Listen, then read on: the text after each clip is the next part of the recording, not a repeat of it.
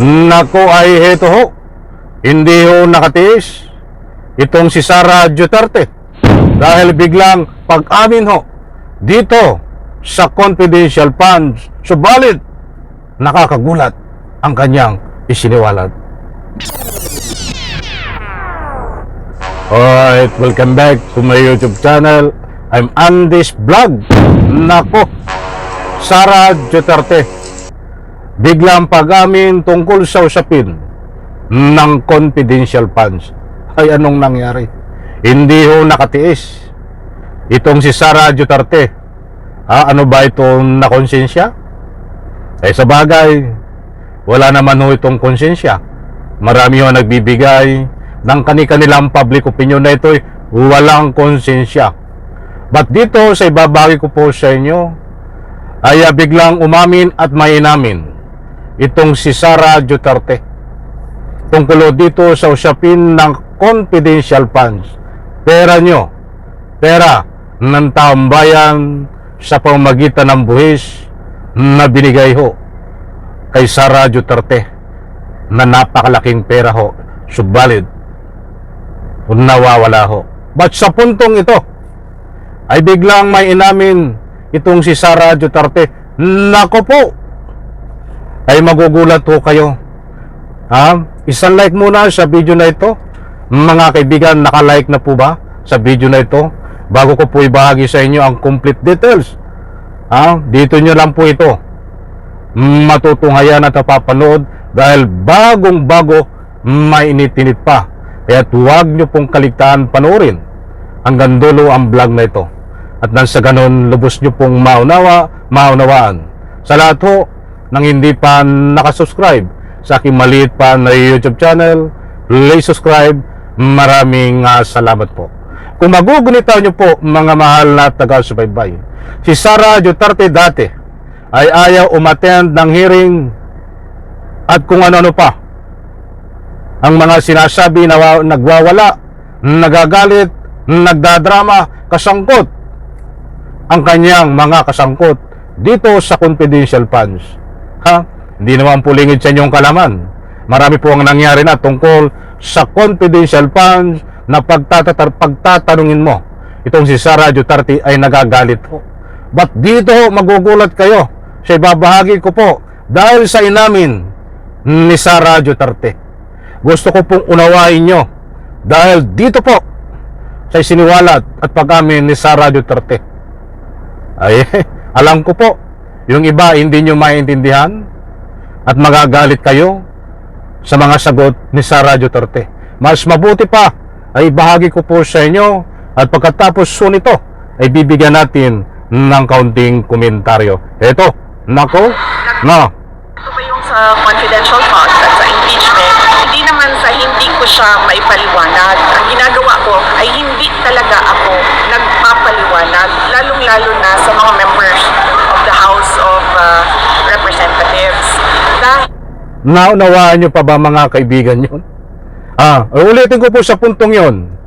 May sinasabi siya eh. Kaya lang ay mahirap pong intindihin. Kaya nating unawain itong pag-amin ni Sara Duterte. But ano ho ang kahulugan nito? Ay mga kaibigan, ito Ito ba yung sa confidential funds at sa impeachment, hindi naman sa hindi ko siya maipaliwanag. Ang ginagawa ko ay hindi talaga ako nagpapaliwanag, lalong-lalo na sa mga members of the House of Representatives. Dahil, bigyan ko kayo ng example, no? Ang may-ari ng Tingog Party List ay si Martin Romualdez. Sinabi ni Kakating ko muna mga kaibigan. Parang lumalayo ang usapan. Kaya sabi ko po sa inyo, ay kayo na po ang bahalang umunawa.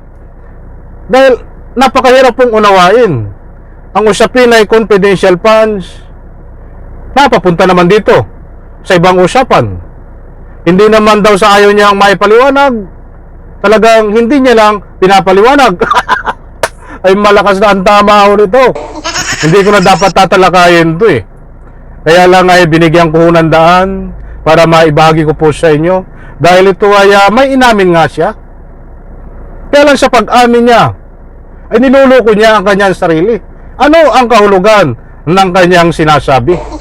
Ang usapin ay confidential funds, tapos iba na ang sinasabi sa bandang gitna. Ito pa mga kaibigan, unawain po natin pakinggan. Nako, Ngayon sa akin noon na siya ang may-ari ng King of Party List.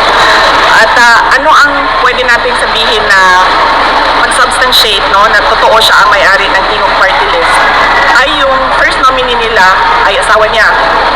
So ibig sabihin, yung second nominee nila na si Jude Asidre, na gusto niyang sumagot ako sa kanya patungkol sa confidential funds ay magmamay-ari ni Martin Romualdez. Kasi second seat siya ng... pasensya na po ko ako'y natatawa. Ay nililiso ang issue. Ang pagmamayari daw po ng confidential funds ay si Romualdez. Pero ng taong bayan ang confidential funds sa Radyo Duterte. Ano ba ito? Malakas na ang tama nito sa utak. Hindi na ho ito kaya ng mga albularyo. Nang basta albularyo lang para ma-check up ang mga pinagsasabi. Kailangan ho dito ay espesyalista na albularyo. Kita nyo yung mga sinasabi, confidential funds, tapos sa bandang gitna ay pupunta kay Romualdez. Ay nako.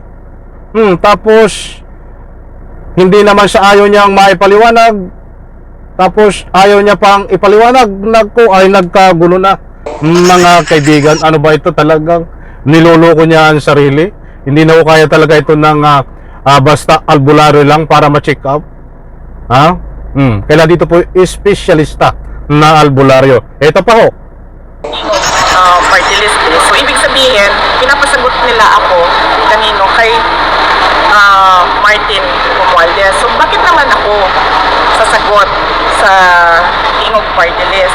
Madami nagtatanong sa akin ngayon, ano bang magagawa namin? Ano bang matulong namin sa eleksyon? Unang-una, pwede nyo siguro matulong talaga, huwag nyo iboto yung King of Party List. Sandali lang, ay kakating ko ulit. Talagang hindi ko matiis na hindi magbigay ng public opinion. Kita nyo ho, napunta naman kung ano daw maitutulong. Napunta naman sa eleksyon at sa pangangampanya. Ang usapan ay confidential funds. Sabi niya, inaamin niya nga ganun. Ay, kayo na po, i-reply nyo po. Talagang ito ay hindi po galawan ng normal na tao. Talagang isa pa. Kasi ang boto para sa King of Party List ay boto para kay Martin Romualdez. Isipin nyo, tatlo na yung seats niya sa House of Representatives. Yung distrito niya sa Tacloban, yung dalawang upuan niya sa King of Party List. Yung upuan ng asawa niya, yung seat ng asawa niya, yung seat ni Asidre.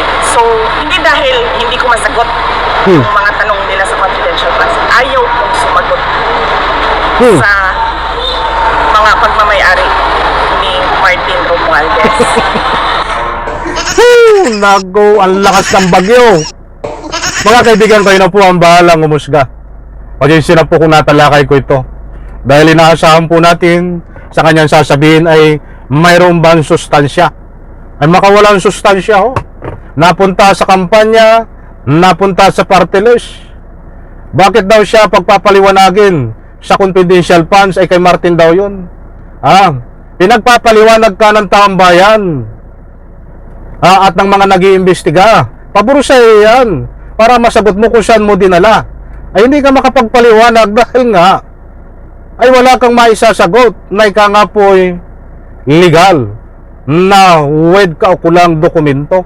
Puro peke, robot, piatos at marami pang iba. Mga kaibigan, pasensya na po, bigyan natin ng parto. Kayo na po ang bahalang umintindi tungkol dito sa sinasabi ni Sara Duterte. Napaliko-liko, nililiis ang issue. Ito ba ay taktika estrada niya o nagbubuang-buangan lang to? Ay malakas ang tama nito, mga kaibigan. Para hindi ho tayo naninira ng kapwa. Kayo na po ang mag-replay nitong tinalakay natin. Ang usapin ay confidential fund ay napunta sa mga ibang bagay, mga kaibigan, na parang sirang plaka. Yan ba isang vice presidente?